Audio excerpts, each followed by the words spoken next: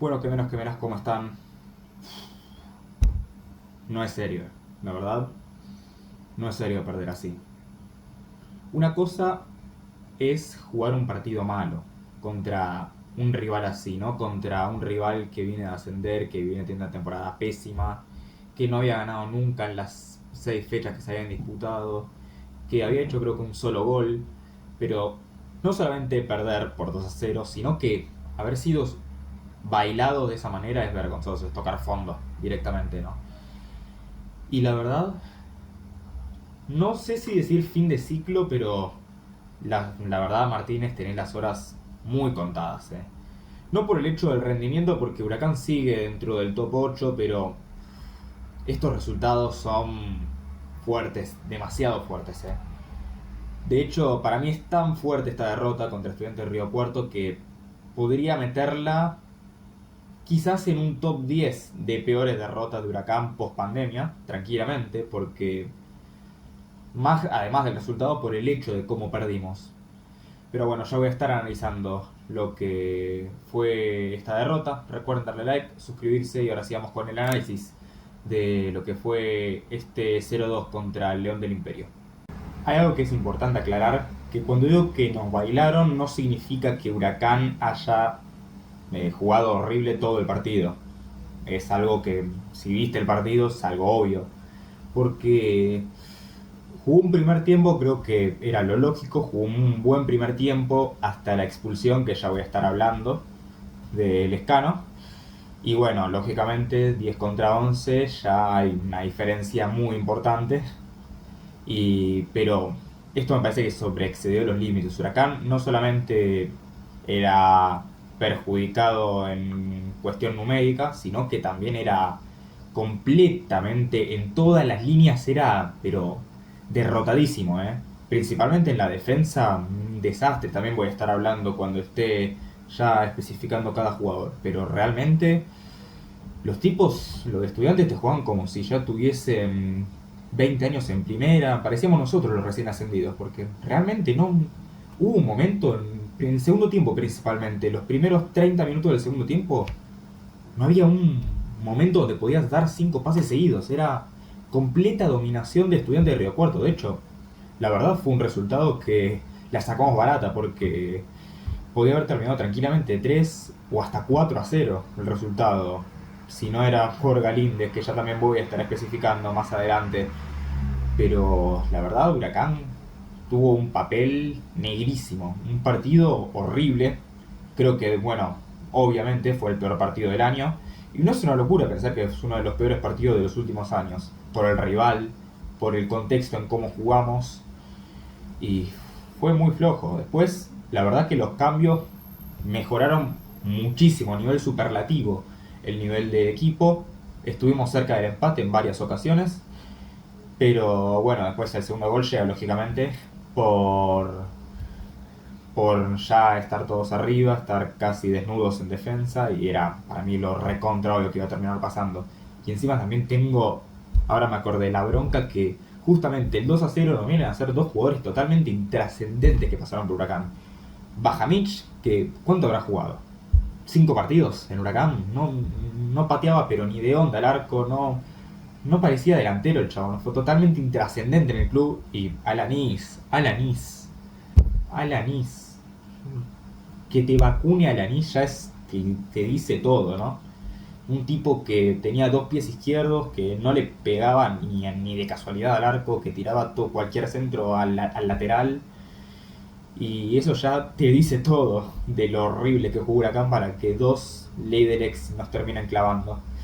Ahora sí, ya hablando de las líneas, la verdad que Galíndez, una locura, una locura por donde se lo mire, el pibe de 39 años.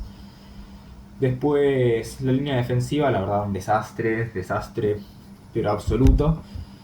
Por un lado los laterales y Nacho Campo, que su primera titularidad la verdad no fue lo mejor de todo, recibió una amarilla por culpa de Ojeda, pero la verdad que no fue un partido malísimo en comparación a sus otros compañeros de la defensa, pero estuvo ahí flojito. Después estuvo en el otro lado Lescano, que se fue expulsado A ver, es una jugada complicada, polémica, muy polémica. Es interpretación total. Me la das a revisar a mí, yo no te cobraría ni falta. Obviamente menos amarilla. De hecho, para mí termina siendo penal. De hecho, justamente, hubiese preferido que cobrase penal y no le sacara amarilla al Lescano, porque para mí, aparte, fue clarísimo que fue dentro del área, pero bueno. Eh, que antes que cobre tiro libre y amarilla, cuando ponele que podía haber sido falta, no era de amarilla, porque no era ni último hombre, era una locura lo del árbitro, que aparte, Mascheroni creo que se llama, Machoni, ¿no? Un árbitro que en mi vida había escuchado, lo mismo que Gariano cuando nos enfrentamos a Barracas el año pasado. Unos tipos que, ¿quién los conoce? Los árbitros que nos manda Tapia son desconocidísimos, de ser de los torneos regionales, de los federales, donde ahí roban a más no poder. Nos metieron esos tipos de árbitros y es obvio que vamos a salir perjudicados. Fue este caso. Después también, bueno, el cuarto árbitro en el final del partido contra Carrizo, también eso lo voy a estar diciendo más adelante, una vergüenza por donde se lo mire. Pero bueno, volviendo a hablar del Lescano, ponele que era falta. Es muy verde esa entrada, muy verde, sabiendo que podía llegar a defenderlo algún otro compañero, podía llegar a defender la Galíndez, estaba medio lejos del área. Muy verde esa falta, muy verde. Fue muy jugada y flojito, la verdad flojito el Lescano. Después la línea central, oh Dios, mamita querida.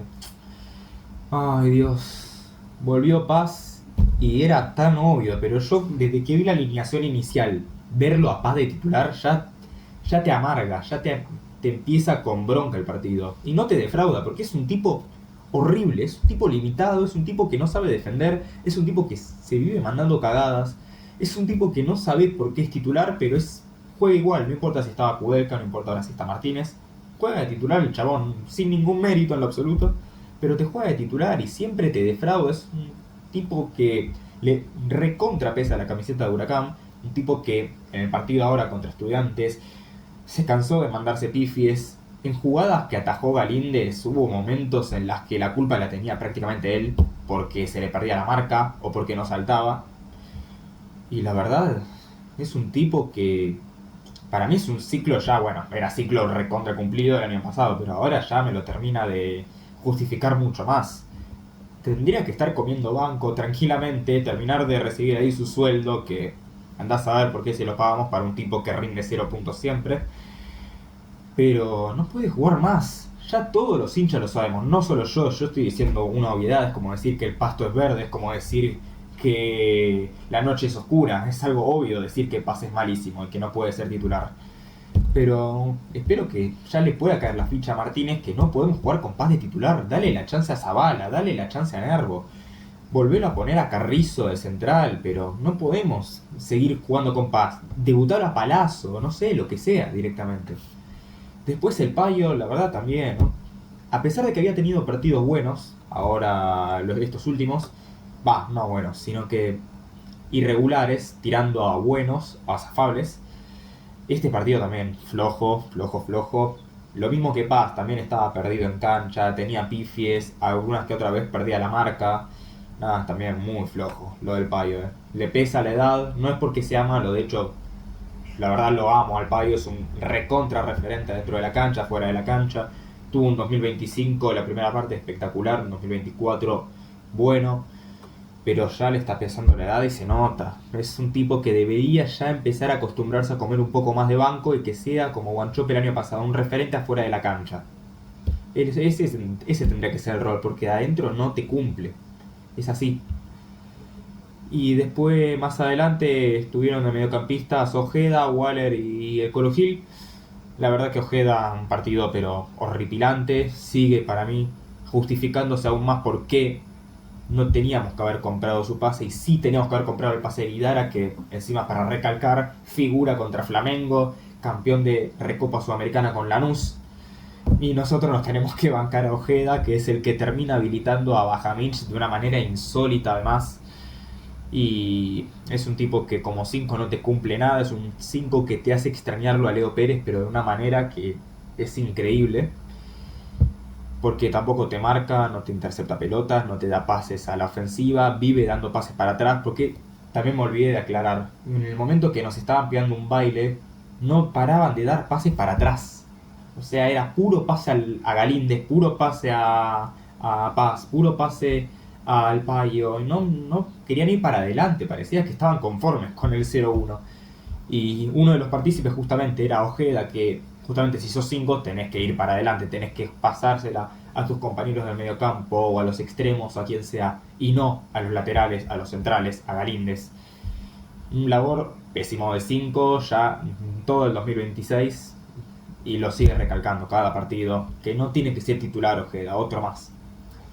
Después el Colo Gil tuvo un partido irregular, tuvo un remate al travesaño muy bueno en el primer tiempo, tuvo algún que otro pase interesante, pero también lo mismo que vengo recalcando hace un par de partidos. Hay pases que te quiere hacer, no sé, como si se creyera Xavi, se creyera Modric, se creyera Casemiro, que te puede dar pases así flotados, así rompiendo líneas, y la mayoría de las veces no le sale, las cosas como son. 45 millones de pases le quiso hacer así a Caicedo y le salieron con suerte uno o dos. Después la mayoría era fácil para que la rechace el defensor. Por eso digo, hay muchas veces que quiere lucirse, tirar esos lujos y no le sale al Colo Gil. Pero no jugó mal, como digo, sino que fue un partido ahí irregular, tranqui. Y también estuvo Waller, un partido flojo, muy flojo Waller. Me llama la atención esto porque había hecho unos partidos muy buenos estos últimos en todo el año. La verdad venía teniendo un rendimiento bastante atractivo, pero muy flojo. Ahora contra los cordobeses, más que nada porque lo mismo que Ojeda, también perdía pases sencillos, no interceptaba bien, perdía marcas. Flojo el uruguayo. De hecho fue por eso que terminó saliendo temprano del partido, estuvo muy flojo. Más arriba estuvo como enganche Peralta, obviamente no puedo decir nada, jugó un centenar de minutos nada más, tuvo la mala suerte de tener que ser él el elegido para salir y reforzar la defensa después de la expulsión del Escano, no le puedo decir nada. Y arriba estuvieron como doble 9 Cortés y Jordi. Cortés, la verdad, intrascendente, no apareció en el partido el colombiano. Y Jordi lo mismo, no apareció en el partido, pero no es porque haya hecho un mal partido, sino porque no atacábamos. Y las veces que atacábamos o le querían pegar de afuera o no le pegaban, o no tenía quizás la chance de demostrar Caicedo. Tuvo una que yo no puedo creer cómo la erró. En partidos anteriores no la erraba, pero la que erró abajo del arco, esa fue dura, fue dolorosa, te digo, porque aparte fue en la última del partido, me dio una bronca eso cuando lo vi. Pero no sé, yo no, obviamente no le puedo recriminar nada a Caicedo, me parece un delantero del carajo y lo voy a seguir bancando siempre hasta el final de este torneo. Pero nada, tuvo un partido intrascendente, le puede pasar a él. Como dije antes, los cambios fueron totalmente claves. Realmente la pegó muy bien Martínez ahí. Entró Carrizo de lateral y de lateral hizo un partidazo. Yo lo venía diciendo también antes. Para mí Carrizo de lateral es más que de central porque aparte es bajito. Ya estaba acostumbrado de antes, cuando estaba en Gimnasia de Mendoza, a jugar de lateral. Sus primeros años que fueron buenos, en 2022 por ejemplo, era lateral y era bueno. Por eso yo creo que de lateral es mejor, te puede rendir más. Ahí Carry. Para mí hizo un gran ingreso, de hecho te puedo decir de los mejores. También entró La Perla, flojo, medio flojito, intrascendente la verdad. Nada, no pudo aportar mucho y las veces que aportó era para menos, era para restar. También entró Sequeira, jugó un puñado de minutos, la verdad que no puedo dar una opinión muy detallada. Intrascendente, quiso intentar algo, quiso intentar ir para adelante, pero poquito, muy poquito. Entró el paraguayo, entró Oscar Romero, entró con la magia, con la calidad, con la experiencia que ya tiene. Cambió el partido por completo para mí él. Y después también entró Alejandro Martínez. Lo mismo de siempre, intrascendente, aunque también lo mismo. A veces te tiraba lujitos interesantes. No jugó igual tan intrascendente como anteriores partidos, pero mejoró un poquitito, mejoró. Le daba como otra imagen al equipo para ir para adelante. Después, en cuanto al ranking, la verdad creo que se me hace muy fácil porque hay jugadores que sobresaltaron y se nota. En el primer puesto creo que todos estamos de acuerdo, ¿no? Que se lo va a llevar Hernán Galíndez. Prácticamente fue la figura del partido a pesar de haber perdido. Realmente eso ya te dice todo, ¿no? Un arquero que volvió a esas típicas atajadas que estábamos acostumbrados a ver. Se tapó como 5 pelotas clarísimas de gol, que eran atajadas sobrenaturales, inhumanas, y el chabón te las atajaba con la experiencia y seguridad que nos brinda siempre. Por eso digo, menos mal que volvió este Galíndez que me da orgullo de poder decir, es el arquero de Huracán, es el capitán de Huracán. Porque si no era por Galíndez, como dije antes, perdíamos 4-0, tranquilamente. La verdad es que hacerle una estatua, hay que hacerle una insignia, hay que empezar a rezarle, porque el día que no tengamos más a Galíndez lo vamos a sufrir muchísimo, muchísimo. En el segundo puesto yo me voy a quedar con Carrizo, porque para mí su ingreso fue clave, por lo menos en la defensa. Cuando entró dejaron de venir más serios, o de su lado por lo menos, del lado de Carry era donde menos venían a atacar. Estuvo muy bien de la defensiva, estuvo muy bien en la ofensiva, tiraba alguna vez pases para adelante correctos, también marcaba bien, presionaba bien, elegía bien a la hora de cuando le daban la pelota. No era muy normal que dé pases para atrás, sino era de los pocos que daba pases para adelante justamente. Y creo que entró con actitud, entró muy bien Carry y espero que le funcione para que pueda empezar a recuperar un poco más de terreno como tenía años anteriores. Y después en el tercer puesto, acá sí puede ser un poco más jodida. Yo me voy a quedar con Oscar Romero, perdón.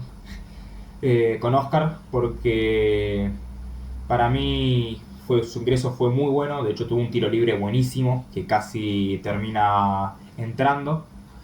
Para mí tuvo pases muy buenos. A la hora de tener que elegir siempre daba muy buenas descargas hacia los costados o hacia atrás cuando era necesario.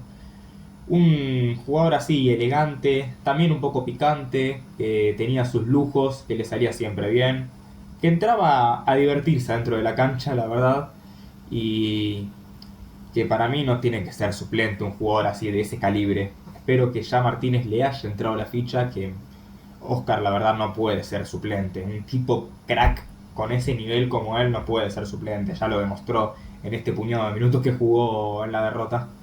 Así que nada, quemeros, quemeras, ese fue mi análisis de la humillante derrota contra Estudiantes de Río Cuarto. No me olvido también de hablar sobre el impresentable del cuarto árbitro que se pone a bardear a la familia de Carrizo. Un impresentable, una falta de respeto para estar en la máxima categoría del fútbol argentino. Lo mismo que cuando Gariano había invitado a pelear a Cudel, que una cosa de loco. Son los árbitros que te manda el Chiquitapia, esos que tienen que estar en la cuarta, quinta división de nuestro fútbol y vienen a hacer una escoria, hacer unas larvas dentro de nuestro fútbol. Y lo mismo que Espinosa, lo mismo que ese tipo de árbitros que no sabes qué hacen en el fútbol argentino, que le tendrán que poner sanción, pero vos no podés tocar a la AFA. Y aparte menos cuando esta dirigencia sabes que defiende a Tapia a más no poder. Así que no podemos hacer nada al respecto, sino que seguir fumándonos este tipo de personajes, para llamarlos de algún modo. Ahora nos vamos a tener que concentrar en el partido del martes contra Belgrano en el Ducó.